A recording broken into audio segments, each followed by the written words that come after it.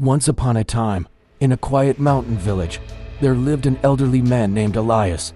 Elias was completely blind, yet every morning, he walked slowly to the edge of his small yard, touched the cold soil with his trembling hands, and tried to grow a garden. The villagers often whispered, "Why does he bother? A blind man can't grow a garden." But Elias never answered them. He simply smiled and continued planting seeds he could not see. The truth was painful. Nothing ever grew. Not a single flower, not even a blade of grass strong enough to survive. Still, Elias tried every day. He watered the earth. He sang to it. He hoped for it. And though he never said it aloud, his heart quietly broke a little more each day. One evening, dark clouds rolled over the mountains. Rain hammered the rooftops. Wind screamed through the village. When the villagers woke up the next morning, roofs were damaged, trees were split open, and Elias's garden, the little soil he had prepared with such patience, was completely destroyed, flattened, scattered, washed away. When Elias felt the empty ground with his hands, he sank to his knees. It wasn't just a garden that was gone, it was years of hope.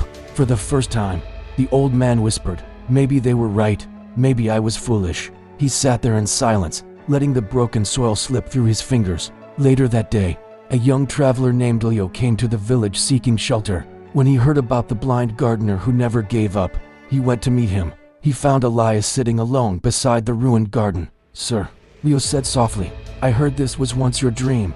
Elias smiled weakly. "A dream that never bloomed." Leo knelt down beside him. "But why did you keep trying?" Elias turned his blind eyes toward the sound of the young man's voice. "Because hope is a sound I can still hear," he whispered, "and a feeling I can still touch." Leo's heart trembled. He gently placed his hand over Elias's. "Then let me help you rebuild it." For the next several days, Leo worked beside the blind gardener. He dug fresh soil. He planted new seeds. He pulled out weeds and removed stones. But this time, Elias wasn't alone. Every morning, Elias would touch the soil again. But instead of emptiness, he felt progress. He felt life. And slowly, something beautiful happened. Weeks passed. One morning, as sunlight brushed the earth, Leo rushed into the cottage, breathless with excitement.